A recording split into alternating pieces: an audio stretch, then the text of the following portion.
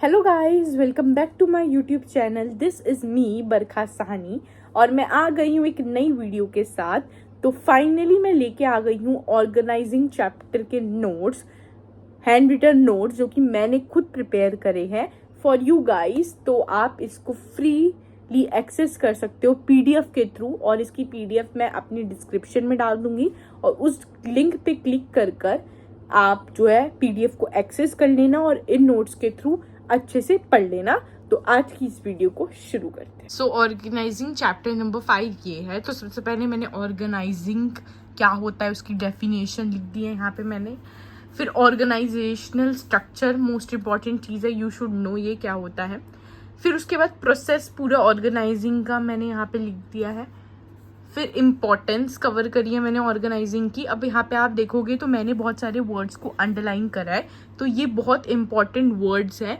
मतलब ये एक तरह से की वर्ड्स हैं, ऐसे वर्ड्स जो आपको केस स्टडीज़ में भी दिख सकते हैं और ऐसे वर्ड्स जिनको आप अपनी आंसर राइटिंग में भी यूज़ कर सकते हो। तो इन वर्ड्स को आप जो है अच्छे से पढ़ना, इन वर्ड्स को आप अपनी आंसर राइटिंग में भी यूज़ करना, और अगर आपकी कोई केस स्टडी आए तो आपको आइडेंटिफिकेशन में भी मदद मिलेगी।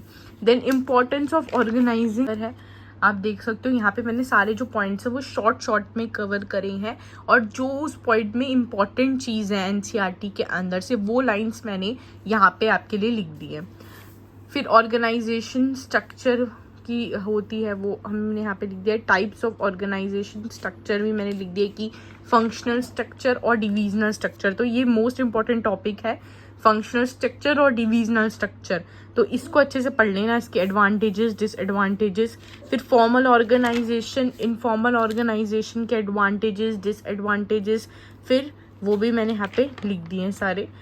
फिर आता है डेलीगेशन वाला टॉपिक। तो ये टॉपिक बहुत इंपॉर्टेंट है इस चैप्टर में। आपको पता होना चाहिए कि डेलीगेशन का क्या मतलब होता है, और आपको ये भी अच्छे से पता होना चाहिए कि जो डेलीगेशन होता है और ये जो डिसेंट्रलाइजेशन है, इन दोनों के बीच में क्या डिफरेंस है। डेलीगेशन और डिसेंट्रलाइजेशन के बीच में आपको डिफरेंस भी पता होना चाहिए। तो ये बहुत अच्छे से क्लियर कर लेना कि डेलीगेशन का क्या मतलब है और डिसेंट्रलाइजेशन का क्या मतलब है।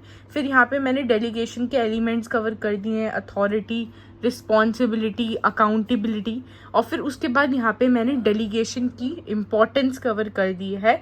कभी पेपर में आ भी सकती है तो आप इम्पोर्टेंस पढ़ लेना। देन उसके बाद यहाँ तक इम्पोर्टेंस है। फिर आता है डिसेंट्रलाइजेशन, फिर आती है डिसेंट्रलाइजेशन की इम्पोर्टेंट, और यहाँ पे मैंने उसके सारे पॉइंट्स को कवर कर दिया है और उसके अंदर जो मेन लाइन्स है वो मैंने लिख दी है। तो यहाँ पे ये आपका जो चैप्टर है वो फिनिश हो जाता है। तो ये थे ऑर्गेनाइजिंग चैप्टर के नोट्स।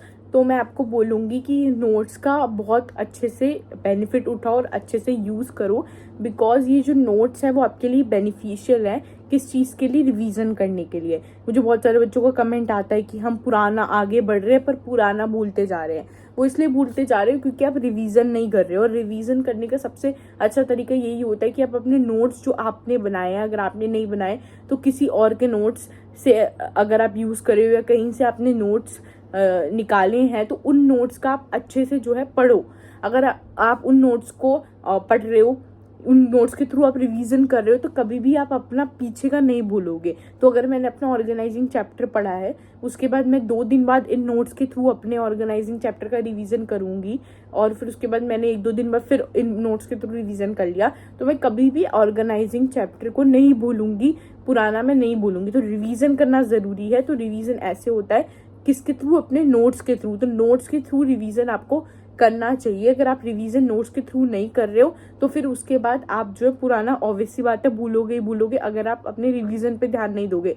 तो रिवीजन मस्ट है, रिवीजन जरूर करना अपने क्लास 12 में कोई भी सब्जेक्ट हो, चाहे अकाउंट्स, इको, बिजनेस स्टडीज। तो आज की इस वीडियो को हम यही ख़त्म करते हैं, और उससे पहले आप मुझे जो है कमेंट करके बता देना कि नेक्स्ट वीडियो में मुझे आपको किसके नोट्स चाहिए डालूं। मैं बिजनेस स्टडीज़ के डालूं या फिर अब इकोनॉमिक्स के नोट्स डालूं, क्योंकि मैंने इको के भी नोट्स बहुत दिनों से नहीं डाले हैं। तो इको के नोट्स डालूं कि बिजनेस स्टडीज़ के डालूं, और कौन से चैप्टर्स के डालूं उसके नाम भी साथ में कमेंट कर देना। जोन सा भी मेजॉरिटी में होगा मैं उसके ऊपर सबसे पहले वीडियो लेकर आऊँगी, जिसमें मेजॉरिटी ऑफ बच्चों को वीडियो चाहिए जिस चैप्टर के नोट्स के ऊपर।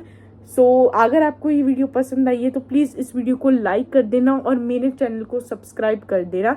और मैंने देखा है बहुत सारे लोग आके वीडियो देख जाते हैं और वो सब्सक्राइब करके नहीं जाते, क्योंकि मैंने अपने एनालिटिक्स में चेक कर रही थी, तो सब्सक्राइब कर देना। So thank you so much.